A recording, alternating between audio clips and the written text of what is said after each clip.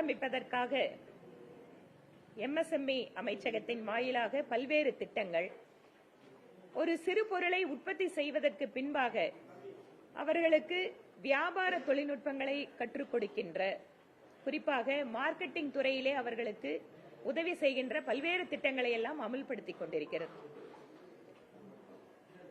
பெண்கள் சுயஉதவி குழுக்களும் அதிகமான எண்ணிக்கையிலே இப்போது இந்தியாவிலே உருவாக தொடங்கி இருக்கிறார்கள். அதனால்தான் சுயஉதவி குழுக்கள் அந்த குழுக்களில் இருக்கக்கூடிய பெண்களுக்கு லட்சாதிபதி பெண்மணிகள் என்கின்ற ஒரு திட்டத்தின் வாயிலாக பல்வேறு விதமான சிறப்பு முயற்சிகள் ஏற்படுத்தப்பட்டு அவர்கள் லட்சாதிபதி பெண்களாக மாறிக்கொண்டிருக்கிறார்கள். ட்ரோன் மாதிரியான புதிய தொழில்நுட்ப வசதிகளை பெண்களும் பயன்படுத்த வேண்டும். குறிப்பாக கிராமப்புற பெண்களும் ட்ரோன்களை இயக்கக்கூடிய அளவிற்கு அவர்களுக்கு அந்த பயிற்சியை இலவசமாக கொடுத்து, ட்ரோன்களை அரசாங்கமே அவர்களுக்கு வாங்குவதற்கு உதவி செய்து, அந்த ட்ரோன்களை இன்று கிராமப்புறத்தில் இருக்கின்ற சுயஉதவி குழுக்களுடைய பெண்கள் இயக்கிக் கொண்டிருக்கிறார்கள்.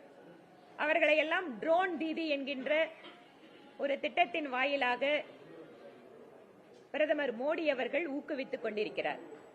இன்று கிராமப்புறத்தில் மிக குறைந்த கல்வி அறிவு பெற்றிருக்கக்கூடிய பெண்கள் கூட ஒரு நவீன தொழில்நுட்ப வசதியோடு கூடிய ட்ரோன்களை இயக்கக்கூடிய அளவிற்கு மாறிக்கொண்டிருக்கிறார்கள் என்றால், தொழில்நுட்பம் பெண்கள் வழியாக கிராமப்புறங்களுக்கு சென்று சேர்கிறது.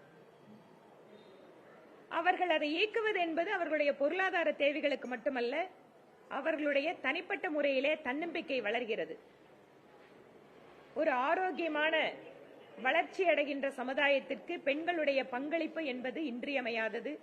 அந்த வகையில் மகளிர் சுயஉதவி குழுக்களுக்கெல்லாம் ஒரு தன்னம்பிக்கை பயிற்சி கொடுக்க வேண்டும். மத்திய அரசாங்கத்தினுடைய திட்டங்களை பற்றியெல்லாம் எடுத்துக் கூற வேண்டும் என்பதற்காக இன்று ஒரு சிறப்பான பயிற்சி வகுப்பை கோவை மக்கள் சேவை மையம், கோவை தெற்கு தொகுதியில் இருக்கின்ற சகோதரிகளுக்கு ஏற்பாடு செய்திருக்கிறோம். இந்த பயிற்சியின் வாயிலாக ஆயிரக்கணக்கான பெண்கள் பலன் பெறுவதற்கான ஏற்பாடுகளை செய்து கொண்டிருக்கிறோம். தங்களுடைய சொந்த காலிலே நின்று பெண்கள் சுயமாக சம்பாதிக்கின்ற பொழுது ஒவ்வொரு குடும்பங்களுமே அந்த பெண்களுடைய பொருளாதார உதவி வாயிலாக வளர்ச்சியடைந்த நிலைக்கு செல்லும் என்பதில் சந்தேகமில்லை. அதில் பிரதமர் மோடி அவர்களுடைய கனவினை இங்கு தெற்கு தொகுதியில் நிறைவேற்றுவதற்கு எங்களுக்கு ஒத்துழைப்பு கொடுத்துக் கொண்டிருக்கக்கூடிய அத்தனை பேருக்கும் இந்த நேரத்தில் என்னுடைய நன்றியையும் தெரிவித்துக் கொள்கிறேன். இன்று திராவிட முன்னேற்ற கழகத்தினுடைய செயற்குழு கூட்டத்தில் பல்வேறு தீர்மானங்களை ஏற்றிருக்கிறார்கள்.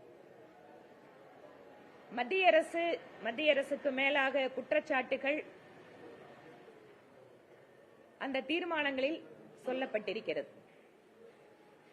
புயல் பாதிப்பிற்கு நிவாரணம் தரவில்லை என்பதில் துவங்கி, டங்ஸ்டன் சுரங்கத்திற்கு பாஜக ஆதரவளித்தது என்பது வரை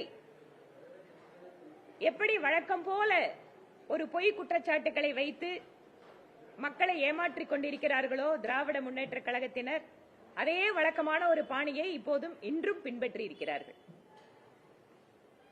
கல்வித்துறைக்கு நிதி ஒதுக்கீடு வேண்டும் என ஒரு தீர்மானத்தில் குறிப்பிட்டிருக்காங்க.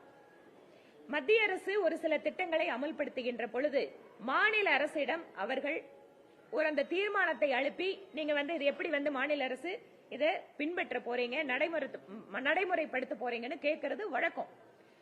மாநில அரசு இங்க என்ன பண்றாங்க, முதல்ல வரும்போது ஆமா நாங்க அமல்படுத்துறோம், ஆமா நாங்க செயல்படுத்துறோம், எங்களுக்கு நிதியுதவி கொடுக்கன்னு சொல்லிட்டு ஒப்புதல் கொடுத்துறாங்க.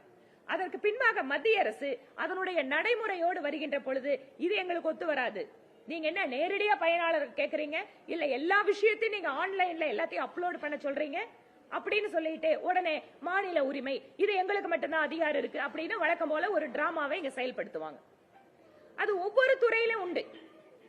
நீங்க மாத்திரு வந்தன யோஜனா, கர்ப்பிணி பெண்களுக்கு உதவி கொடுக்கின்ற திட்டத்தில் கூட மத்திய அரசாங்கத்தினுடைய நிதியுதவியை தமிழகத்தினுடைய கர்ப்பிணி பெண்கள் வாங்க முடியல. ஏன்? திராவிட முன்னேற்ற கழக அரசு அவர்களுக்கு தேவையான தகவல்களை அவங்க சொல்ற வெப் போர்ட்டல்ல ஏத்த முடியல. ஆயுஷ்மான் பாரத், 5 லட்சம் ரூபாய் ஒவ்வொரு குடும்பத்திற்கும் மருத்துவ காப்பீடு கொடுக்கின்ற திட்டத்தை பிரதமர் அமல்படுத்திட்டு இருக்காரு. ஆனா இவருடைய அந்த சுயலாபத்திற்காக இங்க இருக்கக்கூடிய மருத்துவமனைகளை அவர்கள் மோடி காப்பீடுன்னு சொல்றாங்க. மக்கள் வழக்கமா 5 லட்சம் காப்பீடு எடுத்துட்டு போனா மோடி அட்டை கொண்டு வந்திருக்கோம்னு சொல்றாங்க. இதை பொறுக்க முடியாத மாநில அரசு இங்க இருக்கின்ற மருத்துவமனைகளை எல்லாம் மறைமுகமாக நீங்க மாநில அரசோட ஹெல்த் இன்சூரன்ஸ் தான் ஃபாலோ பண்ணும், மத்திய அரசு ஆயுஷ்மான் பாரத்தோட கார்டு கொண்டு வந்தா யாருமே நீங்க என்டர்டெயின் பண்ணாதீங்க, அதுல யாரும் நீங்க சிகிச்சை கொடுக்காதீங்க அப்படின்னு சொல்லிட்டு மக்களை அலைக்கழிக்கிறார்கள். இதெல்லாம் ஒரு சில உதாரணங்கள். இந்த மாதிரி எல்லா துறையை பத்தி எங்களால சொல்ல முடியும். அதே போல விஸ்வகர்மா திட்டம், விஸ்வகர்மா திட்டம் குலத்தொழிலை ஊக்குவிக்குதுன்னு சொல்லிட்டு இப்போ அதே திட்டத்தை கைவினை கலைஞர்கள் திட்டம்னு அமல்படுத்துறாங்க. எப்படியாவது எங்களுடைய கலைஞர்களுக்கு உதவி பெற வேண்டும், அவர்கள் எல்லாம் அந்த உதவி வாங்கணும், எங்களுக்கு மாற்று கருத்து இல்ல. ஆனா விஸ்வகர்மா திட்டம் என்பது நம்முடைய தமிழகத்து கைவினை கலைஞர்களை உலகத்தோடு இணைக்கின்ற ஒரு புள்ளி. அவங்களோட பொருட்களுடைய மார்க்கெட்டிங் நாளைக்கு ஒரு இன்டர்நேஷனல் லெவல்ல போறதுக்கு விஸ்வகர்மா திட்டத்துல வாய்ப்பு இருக்கு. ஏனென்றால் பயிற்சி கொடுப்பது, அவர்களை எல்லாம் வெளியூர்களுக்கு எடுத்து சென்று அவர்களுடைய பொருட்களை விற்பனை செய்வது, உலக அரங்குகளில் நம்முடைய தமிழ்நாட்டு கைவினை கலைஞர்களுடைய பொருட்களை இடம்பெற வைப்பது என்று எத்தனையோ அதில் இருக்கக்கூடிய பலன்கள் இன்று தமிழகத்திலே அந்த திட்டம் அமுல்படுத்தப்படாததால் அவர்கள் அந்த வாய்ப்பினை இழக்கிறார்கள். எப்பெல்லாம் வாய்ப்பு கிடைக்குதோ அப்ப தமிழகத்தை மட்டும் தனியாக பிரித்து, ஏற்கனவே நமக்கு இங்கு நவோதயா பள்ளிகள் இல்ல, ஏன் நாங்க 2 லாங்குவேஜ் தான் படிப்போம். நவோதய பள்ளிகள்ல நீங்க ஹிந்தி கட்டாயம் இல்லை, தமிழ்ல சொல்லிக் கொடுங்கன்னு கூட நீதிமன்றம் தீர்ப்பு கொடுத்தாச்சு, மத்திய அரசு அதை ஒத்துக்குது.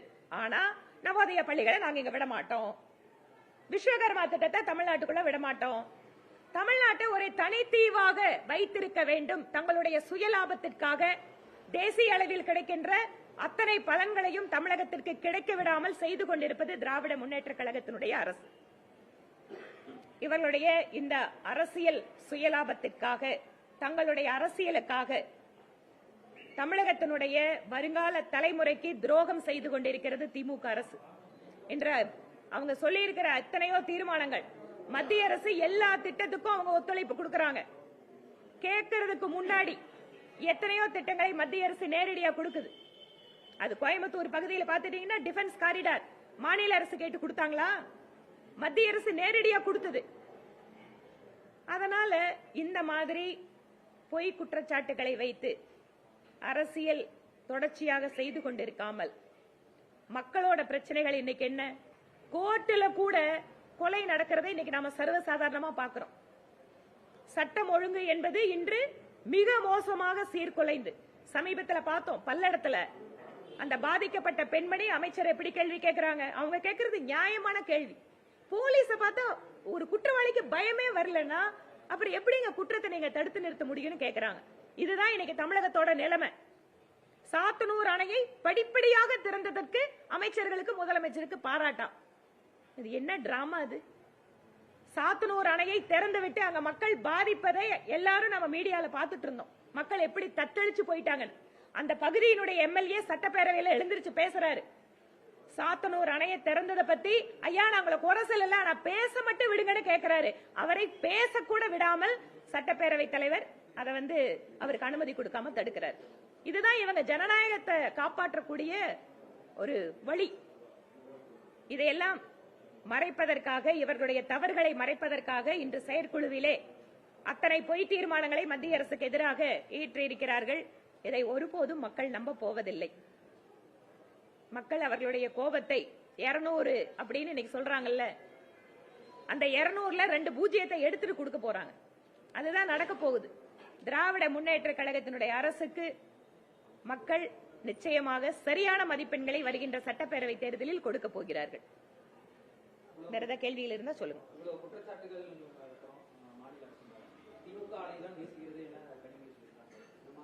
அந்த அலை எங்க வீசுதுன்னு சொல்லிட்டு 26ல அவங்க பாப்பாங்க.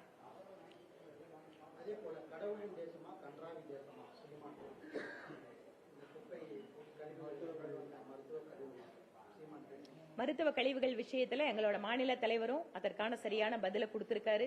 தேசிய பசுமை தீர்ப்பாயம் இதில் சரியான நடவடிக்கை எடுத்திருக்கு. இது தொடர்ச்சியாக நடந்து கொண்டு இருக்கக்கூடிய பிரச்சனை. திருநெல்வேலியில் இருக்கிறது, கோயம்புத்தூர்ல பொள்ளாச்சியில் இருக்கு. இங்க இருக்கக்கூடிய மாவட்ட நிர்வாகம் இதை எச்சரிக்கையோடு கண்காணிப்போடு இதை பார்க்க வேண்டும். ஏனென்றால் தமிழகம் என்பது குப்பை தொட்டி அல்ல.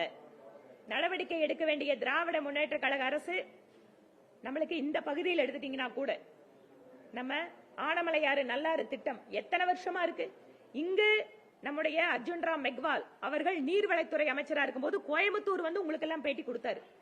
கேரள அரசாங்கத்தோடு பேசி ஆனமலையாறு நல்லாறு திட்டத்திற்கு நாங்கள் மத்திய அரசு உதவி செய்கிறோம் அப்படின்னு சொன்னாரு. ஆனா மத்திய அரசோட அந்த உதவி எடுத்துக்கிறது கூட திமுக அரசு தயாரா இல்ல.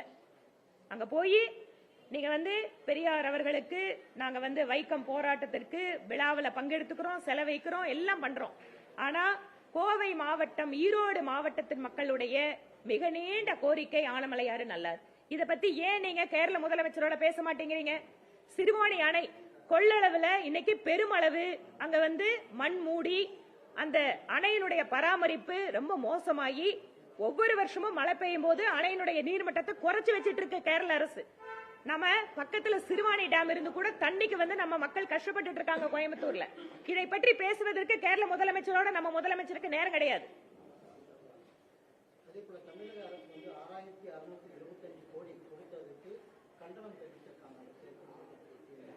தீர்மானத்தில்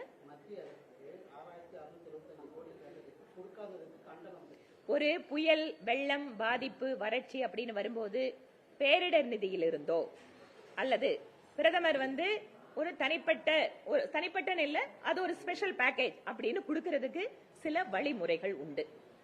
அந்த வழிமுறைகள் என்னன்னு அவங்க தனியா அப்ளை பண்ணட்டும். இது யாருக்கும் வந்து அதை மறைச்சு வைக்கிறதுக்கு வாய்ப்பே இல்ல. நீங்க நாடாளுமன்றத்தில் கேள்வி கேட்கறீங்க, உங்களோட எம்பிக்கள் கேள்வி கேட்கறாங்க அமைச்சர்கள் கிட்ட, எழுத்துப்பூர்வமா அரசாங்கம் பதில் கொடுக்குது. ஒரு மாடு இறந்தா எவ்வளவு, ஒரு பாலம் பாதிச்சா எவ்வளவு, ஒரு ரோடு பாதிச்சா எவ்வளவு, இதெல்லாம் வந்து இருக்கக்கூடிய கைட்லைன். அதுல நம்மளுக்கு பாதிப்பு எவ்வளவு இருக்குன்னு காட்டணும்னா அந்த அமௌண்ட் ஆட்டோமேட்டிக்கா நம்ம வாங்க போறோம். இதுல யாரும் எதுவுமே பண்ண முடியாது. இதுல விருப்பு வெறுப்புகளுக்கு இடமே கிடையாது.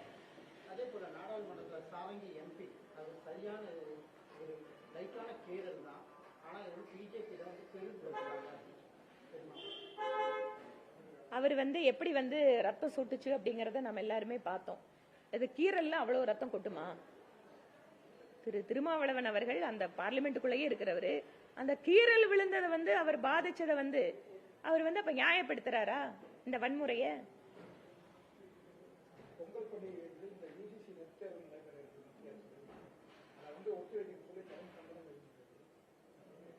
இல்ல, நான் அதை என்னன்னு பாக்குறேன். அதுக்கு எந்த மாதிரி நம்மளோட சில நேரங்கள்ல வந்துட்டு நம்ம மத்திய அரசு அந்த தேர்வை நடத்துறதா இருக்காது. ஒரு சில தன்னாட்சி அமைப்புகள் இருக்காங்க, like bar council, medical council மாதிரி. அவங்க அந்த மாதிரி ஒரு தேர்வு டேட்டை பிக்ஸ் பண்ணிருந்தாங்கன்னு சொன்னா சம்பந்தப்பட்ட அமைச்சர்கள் கிட்ட அதை பத்தி நாங்க சொல்றோம். நேரடியா அமைச்சர்கள் பண்றதுக்கு அதுக்கு வாய்ப்பு இல்ல. சில பாடிஸ் இருக்கு, லைக் உங்களோட பிரஸ் கவுன்சில் இருக்கு, தனிப்பட்ட பாடிஸ் ஏதாவது இருக்கலாம். அந்த மாதிரி ஏதாவது இருந்துச்சுன்னா நான் வெரிஃபை பண்ணிட்டு சொல்றேன்.